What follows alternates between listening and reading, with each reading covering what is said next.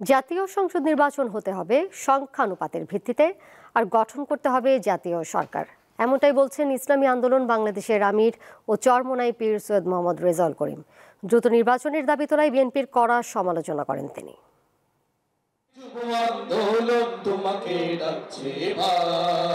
শুক্রবার রাজধানীর সোহরাওয়ার্দী উদ্যানে পঞ্চম জাতীয় যুব কনভেনশনের আয়োজন করে ইসলামী যুব আন্দোলন। এতে অংশ নিতে ইসলামী আন্দোলন বাংলাদেশের যুবকদের মিছিল স্লোগানে মুখরিত হয়ে ওঠে ঐতিহাসিক এই স্থান।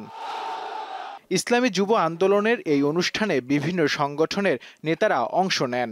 আজকে সংস্কার করতে যারা বাধা সৃষ্টি করেছেন, আমি বলবো রাগ ডাক সেটাই বলবো, বিএনপি আপনারা কোথায় ছিলেন? ঈদের পরে সেইটা করব।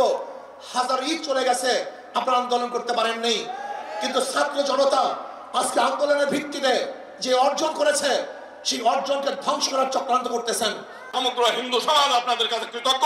আমরা চাই আগামী দিনে আপনাদের মাধ্যমে এই দেশ পরিচালিত হবে, তবেই আমরা একটা সুখী, সমৃদ্ধিশীল এবং অসাম্প্রদায়িক বাংলাদেশ পাবো।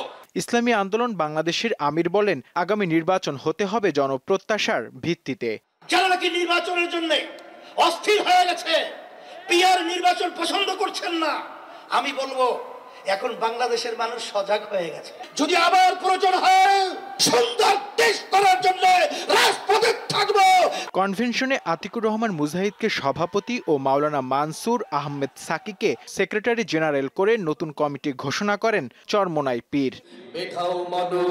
নূর আলম, দীপ্ত সংবাদ, ঢাকা।